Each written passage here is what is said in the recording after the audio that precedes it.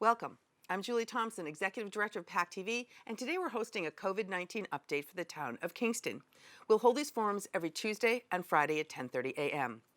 Watch in Kingston on Comcast Channel 15 and Verizon Channel 42, or watch online via our streaming channel by visiting pactv.org/live.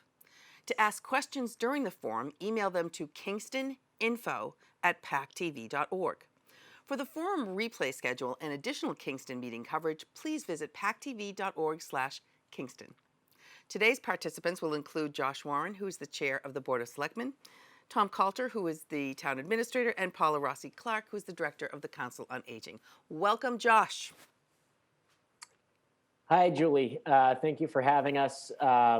Again, today we're joined by Paula Rossi-Clark, who is the Director of Elder Affairs, Tom Coulter, our Town Administrator.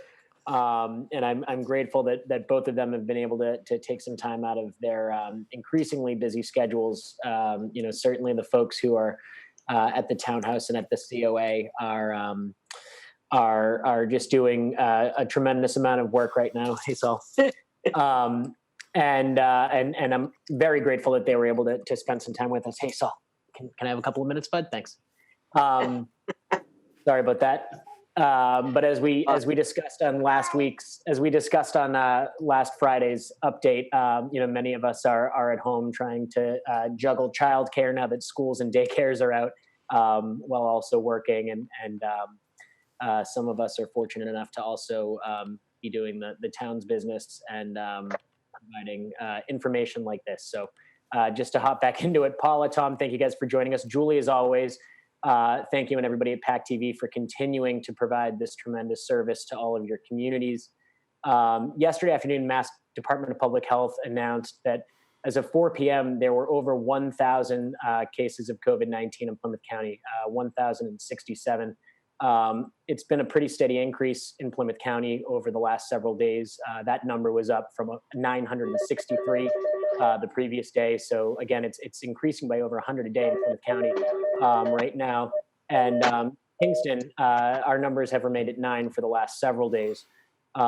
It's hard to quantify how or if the town's proactive approach to closing public buildings and playgrounds, parks, the dog park, things like that a few weeks ago has contributed to us remaining at 9. But I can say with a certain level of confidence that the efforts of everybody at home, the efforts of everybody who has made the decision to stay at home unless it's absolutely necessary, and maintain those social distancing guidelines, that has contributed greatly to Kingston's ability, at least for now, to really try and flatten that curve. So I just want to thank everybody who's at home, who's doing their part to keep themselves, their families, and the entire community safer. With that, Paula, I'd like to start with you. Can you just give us a quick update of how things are going at the Council on Aging? Sure. The COA is doing really well. We are fully staffed on site as well as working from home. So all staff is working. Drivers are out in the vans every day. They're delivering meals and delivering people to appointments. So we're really just as busy as ever. Great. Something that came up during a recent selectmen's meeting was the issue of food security and the concern that some may have regarding where their next meal may come from. I know you've spoke to this in the past, but I'd love for you to just once again speak to what resources are available for Kingston seniors who may be worried about where their next meal comes from. Sure. We continue to promote for seniors to call Old Colony Elder Services to sign up for the Meals on Wheels program, even if it's just a temporary service for them to get through this quarantine period. This is going to be very helpful for them to get that one hot meal every day, up to 7 meals a week. We also have a small pantry here at the council, and we can supply you with a few days of shelf-stable food. And we can still take people out to the grocery stores, but we do have resources to get people through a few days until the Meals on Wheels program kicks in. Great, thanks. And I know the last few weeks you've actually partnered with a resident who owns a restaurant in Norwell, I believe, and she was able to prepare a couple of special meals. Did I hear correctly that you're doing a special meal today with one of our police officers? That is correct. So we are trying to offer a special meal every week to seniors. We are concentrating on the seniors that are registered in our emergency preparedness list, as well as the seniors who are living alone and may not have family in the area or live in a neighborhood. So we're reaching out to people every week and providing up to 50 meals. Today's meal is provided by a donation from the Nathan Hale Veterans Outreach Services. The ingredients are provided, and State Representative Kathy Lenatra and her assistant, oh my goodness, Sue, I want to make sure I give everybody the credit, and I just lost her name in my head here.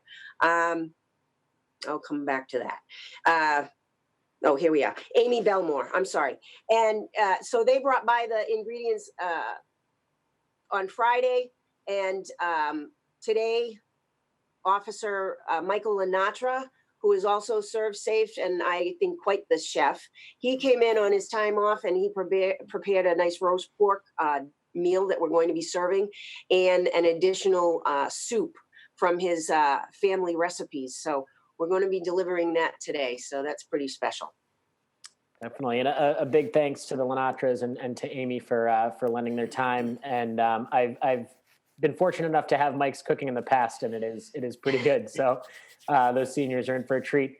You mentioned this briefly, but can you just tell us a little bit about all of the different services that are currently being offered? I think a lot of residents may assume that, given what's going on, we've sort of put things on hold or pressed the pause button, but it seems like you guys are really operating, under full sail.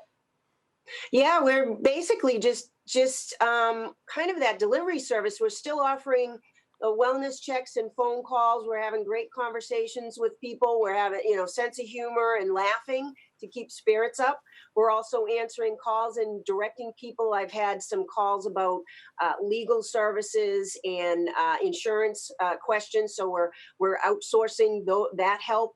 We are still delivering the meals, as I've said. We're also delivering some books and puzzles that we have in our library here. So we're giving some entertainment as well. And I continue to encourage the seniors just to reach out to us as that central location to just take care of whatever needs they have.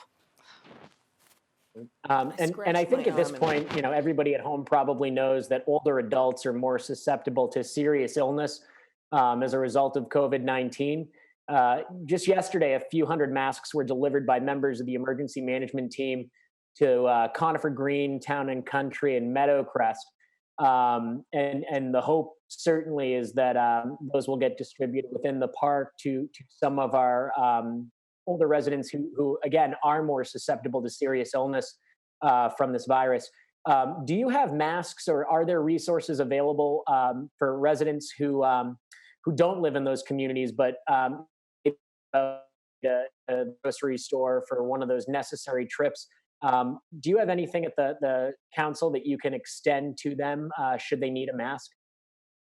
Yes, at this time, we just received a generous offer from a local business owner, Gina Gerard. She's a licensed acupuncturist and therapist, and she is on Pembroke Street in Kingston. And she offered up to 90 masks to the senior center. So we are going to be giving out those masks to any senior that calls us and also takes trips on our vans. They'll be able to have a mask provided for them. Great. And I think now is probably a good time to just segue for a moment for anybody at home that didn't see the news last week. The Center for Disease Control released new guidelines and recommendations relating to the use of a mask or any other type of face covering. Studies suggest now that a significant portion of those who have COVID-19 and lack symptoms, or those who eventually develop symptoms, can transmit the virus before ever even showing symptoms. So the recommendation now is because the virus can be spread between individuals through speaking, sneezing, coughing, etc. Even those who aren't showing symptoms are being advised to wear masks. Julie, can you just pull up the town website for a brief moment? Sure. I just want to show folks on the COVID-19 page of the town's website, www.kingstonmass.org. When you get to that landing page, you can click on the COVID-19 banner. And Julie, if you can just scroll down towards the bottom, we've linked to the CDC's website just above the hyperlinks. Yep, right there. Right here. We've linked to the CDC's website on instructions for how to make face coverings from household items or common materials that are at a relatively low cost. There's instructions on how to wear them, how to make sure it's a snug fit. But as Julie's scrolling through right now, there are instructions for folks who, may be at home and may want to make their own out of, whatever's lying around. Thank you, Julie. So Paula, if a senior wants a mask, needs a mask, all they need to do is give you guys a ring. That is correct. Okay, well that's great, and certainly extend our thanks to the resident who made that donation. Absolutely. Yep. Just one last quick question or comment from you. One of the issues that came up during last week's emergency management team meeting stemmed from a phone call that the COA received from a 92-year-old resident who had received services from a resident in town, and her understanding after that interaction was that they worked with or were representing the COA. I certainly recognize, and I think all three of us on the call recognize the need for neighbors to be helping neighbors, especially at a time like this. Right. But can you just tell us why it's so important that seniors are reaching out to the COA, if they need support with grocery shopping, picking up prescription meds, anything like that? Right. It is very important that everyone, all the seniors register through us. We are trained in how to approach and how to help people at this time, especially at this time. And we're wearing the appropriate gear to protect the seniors as well as the staff. Right now, the senior center is taking care of all the needs with senior center staff and reassigned staff from other departments if needed. We are not using the volunteers because we want to make sure that we're protecting the seniors as much as possible, so that we are they're aware of who is coming to their house.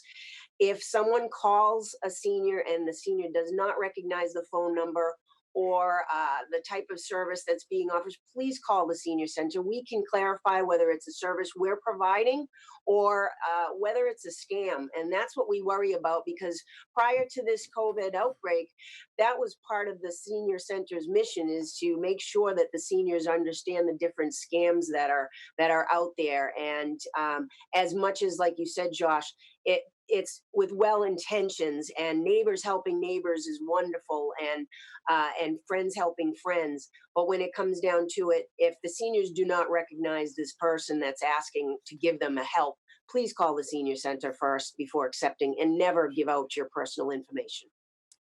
Paula, just one quick comment on that too. I know that with every phone call that you receive, you guys are able to better assess what the needs of Kingston's seniors are.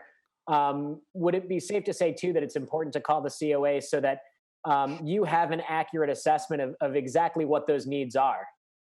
That's correct. And we are really working hard with the fire department, police department, to make sure that we have a current list of people that are vulnerable, whether you're in a wheelchair or you're on oxygen or you have food insecurities, anything. We want to be aware of that so that we can reach out to you. The ones that are in the neighborhoods, a lot of them are well taken care of, or they have family in the area, but we really are trying to reach out to those people that are living individually. They're alone. They're not in a neighborhood. And in case of emergencies such as this, or if in a need of an evacuation, we have the proper equipment to get to you immediately with your needs. So we are trying in different venues, whether it's phone calls, we're sending out letters, and we're really encouraging all the seniors to register with us. And privacy is taken care of, confidentially is taken care of, and we don't pepper them with questions. So we're not selling their information, or we're not reaching out to them unless there's a need. Thank you, Paula. Julie, before I transition over to Tom, I just wanted to see if any questions had come in directed to Paula or anyone on the line. The only question that came in had to do with the incident that happened in the Stop and Shop in Kingston, if you want to address that. Sure. Sorry, was it just what happened, or? Well, yeah, okay. So they said they saw the video that someone in a Stop and Shop in Kingston, a person went in there and started coughing profusely, and evidently was not very nice to one of the employees, and then other people got involved, and this person got taken down onto the ground, and the police were called. So they want to know, kind of, is that okay? And secondly, if you do see somebody in a place like that, in a supermarket or any store, coughing a lot, does the store management have the right to ask that person to leave? Sure. Well, thank you to whoever submitted the question. Shortly before noon, I believe on Saturday, it's alleged that a 65-year-old male from Duxbury was coughing and spitting on produce and got into a confrontation with an employee at Stop and Shop. The police responded, Kingston EMS responded, and Kingston EMS provided transportation for the individual to BID Plymouth to be evaluated. Kingston's health agent, Arthur Boyle, was in the building soon after. He received a itemized list from the store manager of all of the produce that was disposed of. Anything that had been potentially contaminated by this individual was disposed of. The area surrounding the incident was thoroughly cleaned and disinfected. The floors, the fruit stand, other items in the area. And that's sort of where it was left. Now we're in communication with first responders and with the Board of Health in Duxbury, and our hope is that if any information regarding the suspect comes to light, that they will share that. So again, we're in communication with the Board of Health and first responders in Duxbury. And we will share information, anything that we can share as it becomes available. We'll certainly be sure to. Now, Julie, you asked a second part of that, I believe. Is there any ability to enforce wearing of masks? I think that was the question. Mm-hmm. Right now, it's a recommendation that folks be wearing masks. It's a certain level of personal responsibility, I think. If you're going out in the community and you're coughing, sneezing, talking in close proximity to somebody, even with the 6 feet of social distancing, I certainly think there's a heightened level of personal responsibility that we all have right now to be wearing masks when we're out in public. I don't believe there's any ability for the town to enforce this, again, because it's a recommendation. And I don't know if any stores are enforcing, that individuals inside must wear masks. I think that would be a choice left up to the individual stores. Okay. I have a couple for Tom Coulter, too. Do you want me to go into those? Or you want to wait and have him give his presentation first? Why don't I go through some questions with Tom, and we'll see if any of those get answered. Okay. And if not, we know we have him on the line. Great. So Tom, just to change gears a bit, one of the things that I know you and I have talked about is what's the impact on our local business community. I know you've spent much of your career in the business sector, so I'm wondering if you can just give everybody an idea of what's happening to businesses right now, both large and small. Sure. Good morning, everybody. The impact on businesses is profound. All of our businesses in town, all of the businesses across the country all start the day with a fixed cost structure, and they have a variable cost structure. They can deal with the variable cost structure. They don't, or if they're a restaurant, they're not ordering food, the servers are not working, but their fixed cost structure remains, whether it be their rent or their electricity or their insurance.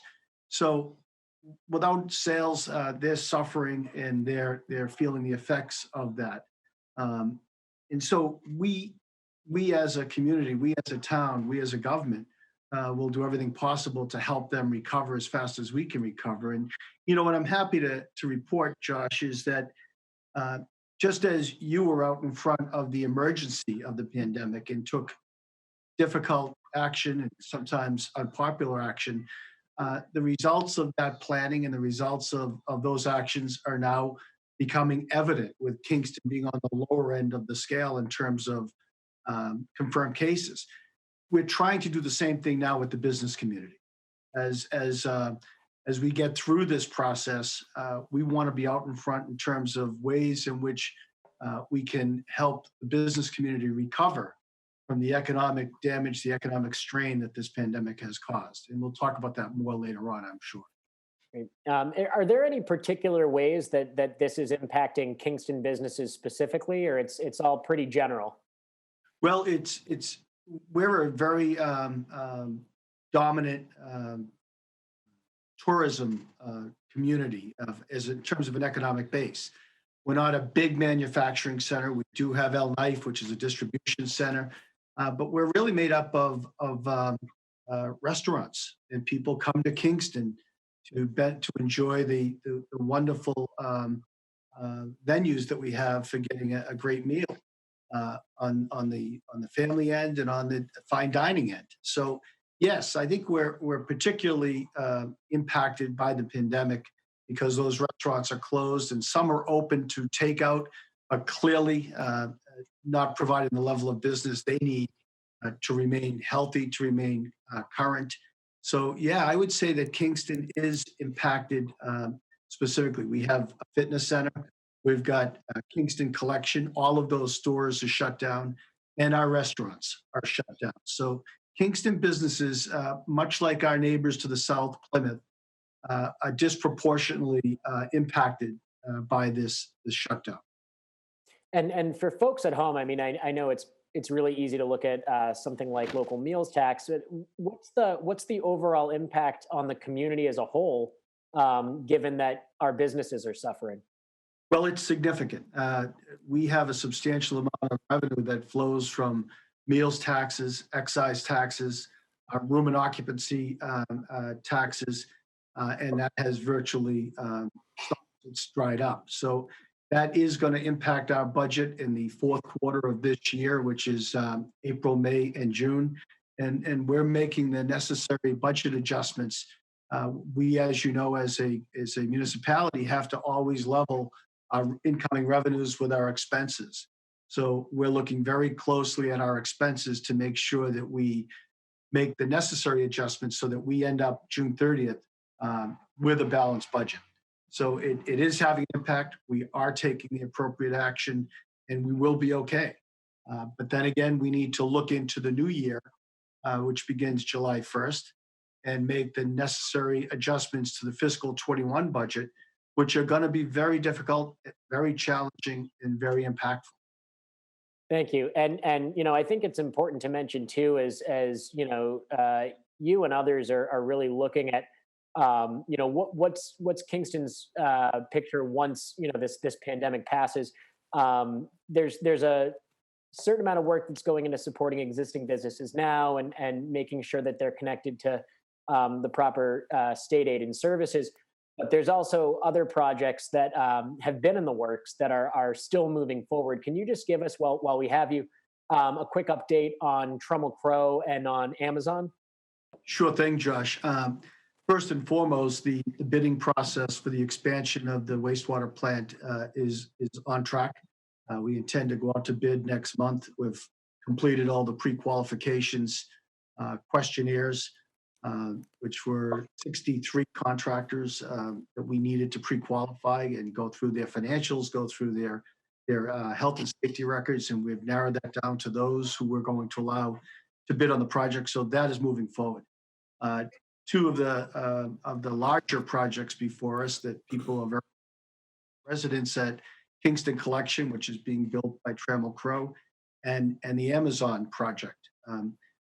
For those that don't know the data behind those, the residents at Kingston Collection is a 288 unit apartment complex that will go in the footprint that is currently the Sears building at Kingston Collection. They are appearing before the planning board on Monday evening, this coming Monday evening, to start their special permit process.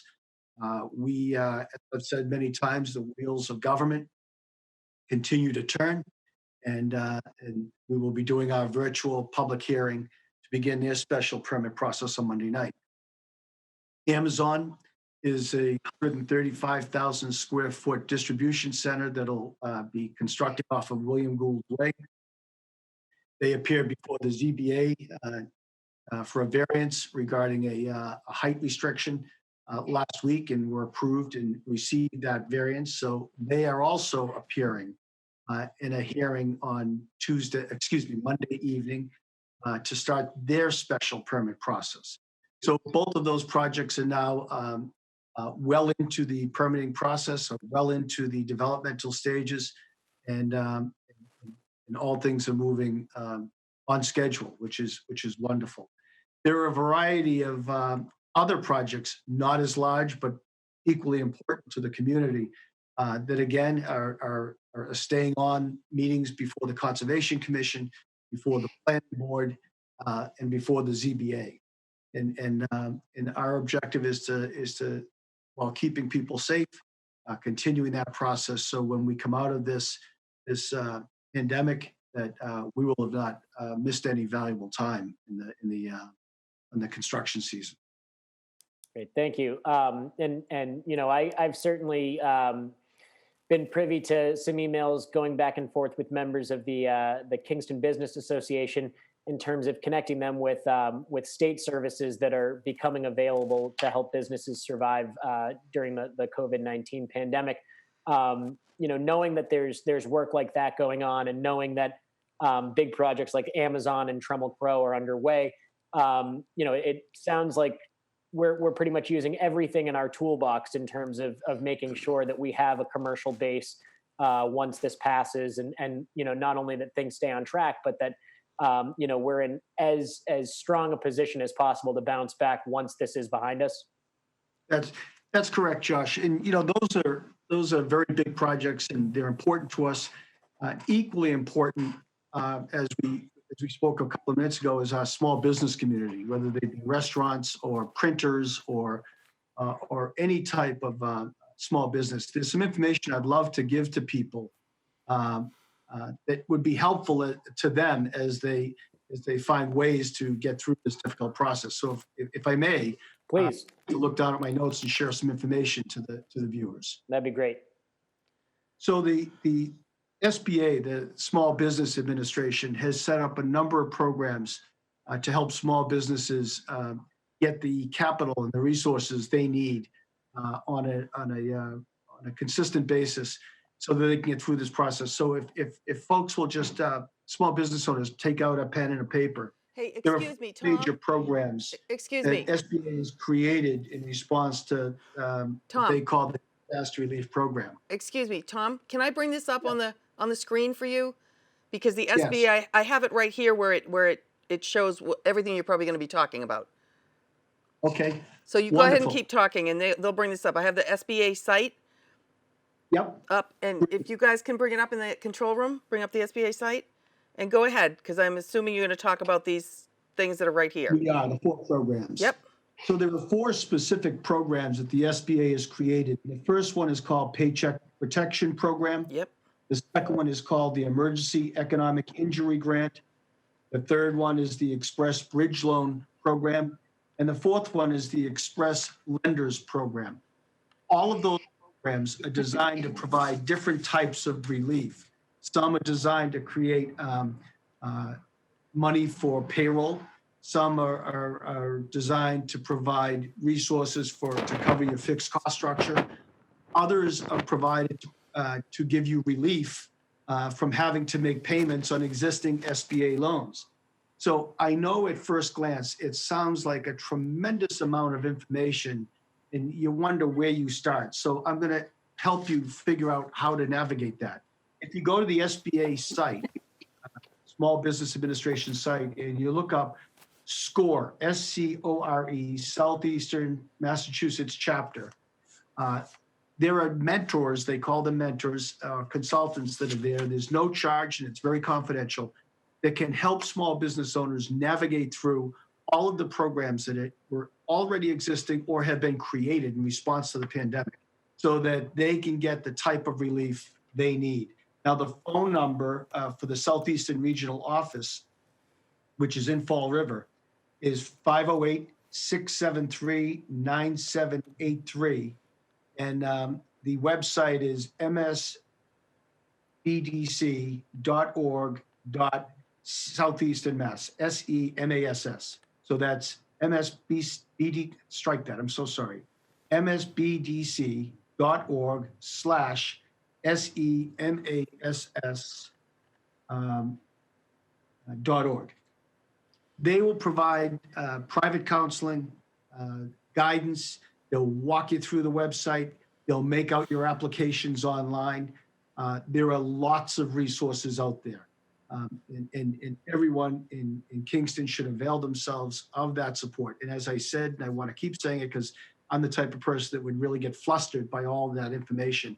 There are folks down there that'll take your call and walk you through each of the applications and literally help you submit them online. Lots of support out there. At the same time, Josh has instructed me to reach out to the Kingston Business Association when we can meet in public or through Zoom. We intend to sit with all the small business owners and begin a plan for reemerging and for gaining the support from all Kingston citizens to support Kingston business owners. So just as we were out in front on the emergency, as a government, we intend to be out in front to help small businesses reemerge from the crisis. Great, thank you, Tom. Julie, I think you had said you got a few questions that came in. Yeah, well, one of them was about Amazon, so you've already addressed that. You did speak about how restaurants closed, small businesses might be closed. Stop me if I'm wrong, but the whole idea behind the Paycheck Protection Plan is that you want to keep your business open. Even if it's not technically open, you keep your employees on the payroll, you're allowed to pay your mortgage, you have money to pay utilities. This is what that loan is meant for. So it almost like puts your business in a state of suspended animation so you can keep it open for 8 weeks and hopefully reopen when that 8 weeks is done. And the entire loan, if it's used for the proper purposes, is completely forgiven. It's like a grant. Do you want to speak to that, Tom? Well, you said it well, Julie. That's 100% right. The paychecks component is purely for payroll. So it allows you to keep in small businesses your employees working and getting paid. Even if the front of the house is closed, it allows you to do a lot of back of the house type of work. The other three components, one of them is for your fixed cost structure, your loans, your rent, your taxes, anything that would cause you to have to support your fixed cost structure. You can get both. You can get all four of these loans, and that's why the counselors are there to help you make out an application so that you line everything up in the proper bucket. You're not eligible for one or the other. You're eligible for all of them, but some of them are for payroll, others are for your fixed cost structures. Other may be loan forgiveness or if you have an SBA loan. Others may just be for managing your debt structure. So the counselors, they call them your mentors, are available. And when you tell them what your needs are, they will tell you which bucket to make the application in. And Tom, so that's really for the business owners. So for the people that work for those businesses, and this is an area of confusion too. If they don't know whether or not they've been laid off, let's say, and they say their business owner says, "I'm not sure if we're going to be able to open again. Let's see what happens." So if the owner of their business is applying for the Paycheck Protection Loan or one of these other ones, they should really let their employees know that yes, until I get a loan, you can go on unemployment, but if I get that Paycheck Protection Loan, you don't have to be on that anymore. I can reinstate you onto the payroll. That's people aren't That's sure. correct. They can bring them back. Individuals aren't sure if they should apply for unemployment if their employers are actually applying for these other loans. Can you speak to that? Yeah, sure. I would suggest to the employers, we have the same challenge here at Town Hall with close to 200 employees. It's up to the employers to communicate actively with their employees, whether it's out of necessity or whether it's just good human decency. And so these programs are available to the business owners. They have to think through whether those services, whether those benefits make sense for them. They've got to communicate to their employees that they're in that process. And the employees have to make decisions as to whether as to what's in the best interest for them and their family. There are different programs offered by the federal government right now for those who are laid off, for those that are filing for unemployment, for increased benefits from the unemployment office. And if anybody has struggles getting into the unemployment system or getting an answer on their case, then I would encourage you to reach out to your state representative. All representatives have liaisons within the unemployment office that they don't wait on the 800 number. They are able to call their liaison. The liaison is able to look directly into that person's file. The greatest source of fear is a lack of information. People can handle almost anything when they know what it is. So I'm so glad you raised that issue, Julie. As the employer is looking for benefits that can support their business during their time, they have to also communicate with their employees and have an honest and fair conversation about what they are or are not able to do so the employees can make informed decisions for themselves and for their families. Yeah, and that's excellent advice. Thank you. The other question that a lot of employees would have is about benefits. Do my health benefits go with me? So that again can be all packaged together and be answered. We had a couple other questions regarding property taxes. Are they still due on time? Is there any kind of forgiveness for my landlord? So if he doesn't have to pay his property taxes, can he maybe let me stave off my rent for a little while? How does that whole thing work with the town of Kingston? Well, I can only speak from the town perspective. There are bills in the legislature that deal with landlord-tenant relationships. The town is not part of those decisions. The Massachusetts legislature passed and the governor signed on Friday a relief act designed specifically for municipalities that allow us to consider options for taxpayers that until that legislation was passed, we couldn't even consider. So we've got our financial team working on all of the different scenarios that we've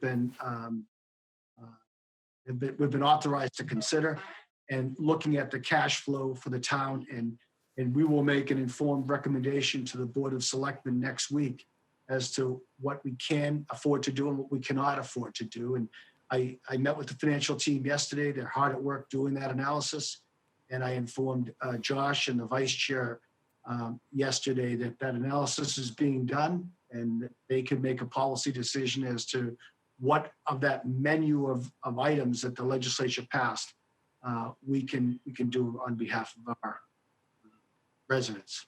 Excellent. Julie, I want to follow up for a moment, second point of clarification on Amazon. There's this widespread propaganda that Amazon's coming here and has been given tax relief with respect to their property taxes. I want to make crystal clear, not only is there no agreement with Amazon on any type of tax relief, Amazon has never requested that conversation. So Amazon will pay their fair share of taxes whatever the assessors say is their liability. Just that all of our businesses should, and as all of our residents are working hard to pay their property taxes. But I want to dispel that rumor from wherever it came, that there's any type of tax deal with Amazon. There is no tax deal with Amazon. There is no tax deal with Crammel Crow. Our assessors will make a decision as to what their liability is, and it will be based upon tax principles, not upon any type of deal. Okay. And the final thing is about the continuation of government services and your town meeting, which has been scheduled at this point for June 13th. And Josh, if you can talk about, and I have your main page of your website up that I can pull up, if you want to talk about the town services and how they are continuing. Sure. So Paula touched on this briefly. The COA hasn't skipped a beat. They're operating, as if it's any other day in Kingston, it's any other day in Massachusetts. Obviously there's some additional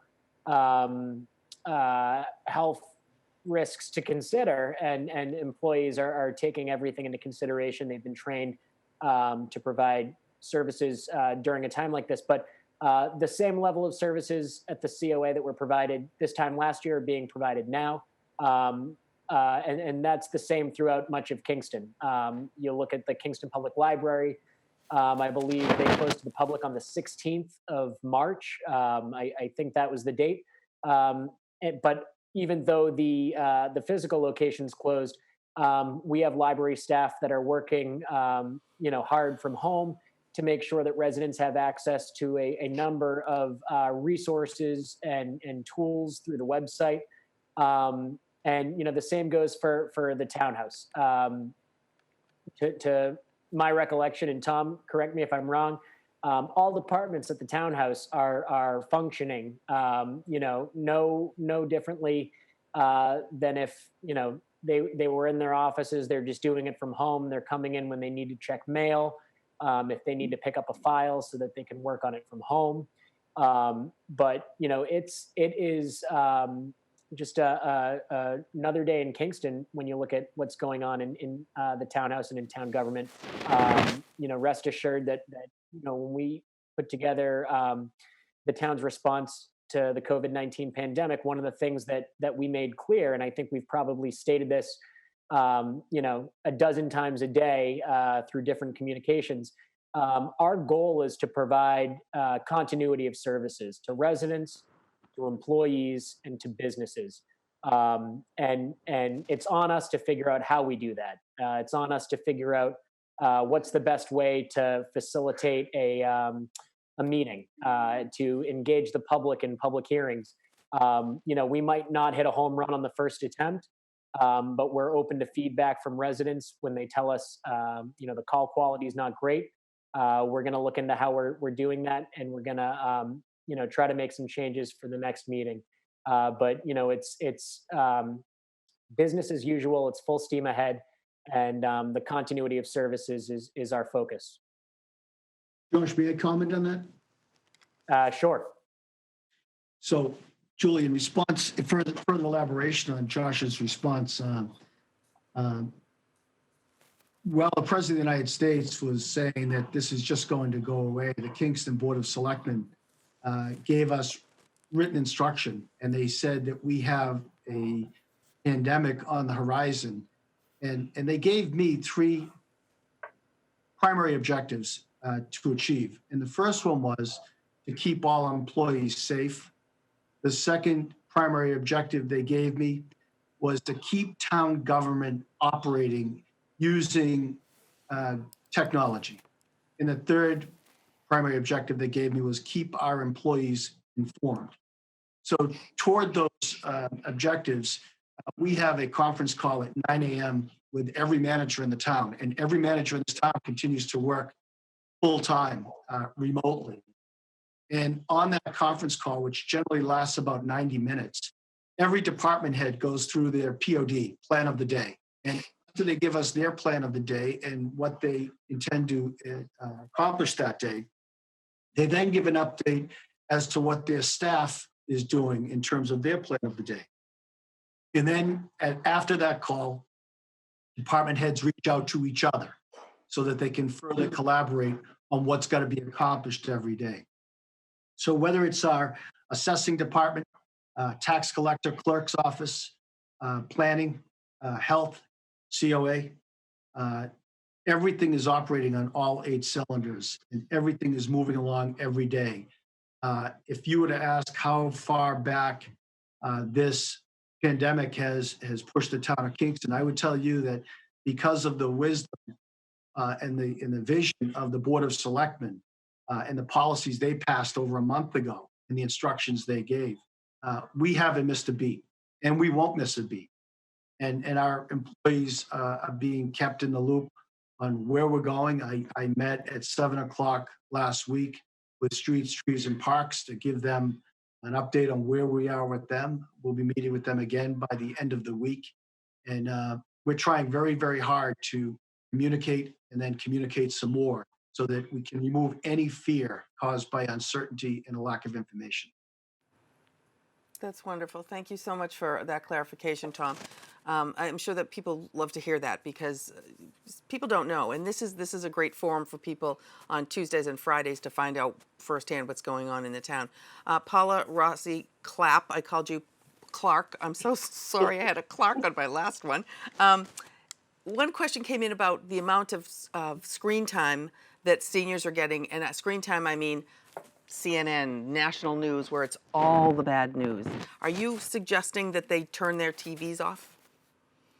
Well, that's an individual preference. We're just trying to reach out and have fun conversations with people and trying to give them other alternatives and distractions. So the more they reach out to us and we're able to contact them, that we're trying to brighten up their day with different ideas. I collaborate with the other area COA directors, see what they're doing. So we're all just trying to be creative remotely. So the seniors right now, the ones that we're talking to, this is definitely getting into that week of, okay, I'm getting a little bored, getting a little antsy. So we're really doing a lot more phone service right now to people. Excellent. Thank you. Mm-hmm. Josh, I didn't have any more questions that came in, so do you have last words you want to do with the three of you? Sure. Once again, I just want to thank Tom and Paula for finding the time to join us today and to speak to all of the Kingston residents. But before we sign off, I just want to extend a big thank you to all of Kingston's first responders and employees. Everybody's responded during this public health crisis with the utmost professionalism and composure under just tremendous pressure and uncertainty. Tom actually sent me an article last week from the Daily Hampshire Gazette, and it was written by a former town administrator from Western Mass. And something that she said just rang true, and I want to share that with everybody at home. She said, your local governments have not only stepped up to respond to this unanticipated crisis, they're exhibiting courageous leadership, working endless hours to provide services when everything around us at times may seem scattered and chaotic.